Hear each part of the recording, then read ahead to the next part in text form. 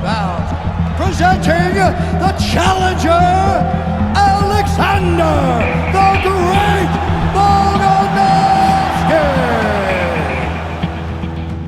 I love, the fact that I'm such a hard worker, and I'm always putting the hours in the gym. I'm so dedicated to this sport that so if I lose in that cage, that's on me. I love the fact that if I am half-assing it, in the gym, you're going to see that come fight time, and I've got no one else to blame but myself.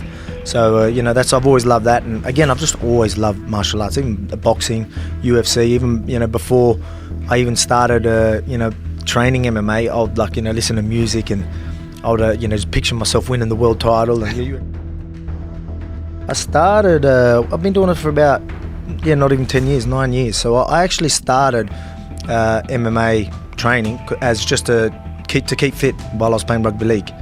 So I was, that was when I was 214 pounds. I'm 5'6" on a good day. You know what I mean? Give me a good stretch out, do some yoga sessions, I might make 5'6". But you know what I mean? It's just I was a lot bigger, and I wanted to stay fit in between. In between sort of the season, pre-season. So that's why I went and started, and just loved it ever since. I wrestled. So I wrestled before I even done rugby league. I wrestled for about probably a year. I can't even remember. It was honestly, I'd done it for about a year. And, I'd done pretty good. It was something that I was actually pretty good at, but, I wanted to play football with my mates, and I got over wearing the tights, wrestling and stuff like that. So, it was just something that, I ended up just playing football with my mates. So I sort of gave it up, and I was actually pretty good at it. So I won the nationals, obviously it's wrestling's not as big in Australia as it is over here, but, I still won the Australian Championship twice and stuff like that, but then I just gave it up. See, I remember we used to have a games night, we call it. It was at a PCY, so Police Boys Club. It's just a local club. Usually they'll have games nights, and they had wrestling there. And I just went there one time, and the trainer was just like, "Oh, you should come and do training," because I was doing all right. So I just started doing it, and then I was actually pretty good. Again, I was always I literally, come out the mother's womb like this, you know what I mean? So I've been this big since, I've been this big or this height, and look this old since I was 12. So I was always versing guys twice the size of me, and you know what I mean? So I was older, much older as well, and I used to do well. So that's why a lot of people thought I was mad, when I gave that up, because I was doing so good. And then the same was at rugby league. When I played rugby league, even people thought I was mad giving that up as well, because that was something I was pretty good at as well. I've always loved martial arts. I've always loved all martial arts. So, boxing and everything, I've always been into it.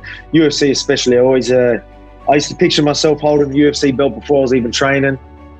Before I even thought of training, something that was always, I always thought I was going to do, and just wasn't happening because I was playing football with my mates. And my last year of football, as I said, I trained as a pre-season, training to keep fit for football, and then I started fighting my last year of football. We won the grand final, and I had a couple of fights in one. I thought, you know what, this is a good year to end it. Let's chase this MMA dream. And I actually wasn't too bad at rugby league as well. So a lot of people thought I was mad when I decided to go to UFC or MMA, sorry. So people were like, "Oh, what are you doing? You made me good at this." And I reckon I'm going to be better at UFC. So it was obviously a good decision. Again, I showed what champions are made of. This sport isn't easy, and sometimes you're going to be put in these positions, and only certain champions can dig deep like I did. And again, I'm proud that I dug deep and got the job done, and bring this back home to Australia and to my family. I'm chasing that now. And I don't think I'm that far away. If you start taking out number one contenders, defending your title, your name's going to be up there for sure. So that's my goal right now. And I want your Ortegas, I want your Zombies, I want your Zavets, Rodriguez, Caters. I want every single one of them, and I'm coming for them. Again, not many champions got their eye on the division like me. I ain't picking and choosing. It's a race to that number one contender spot. Whoever gets there gets a shot.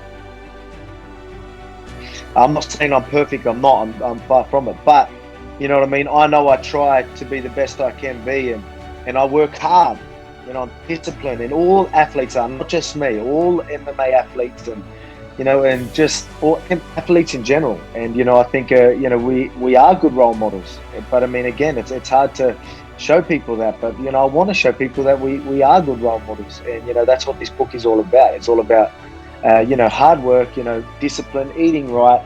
You know what I mean?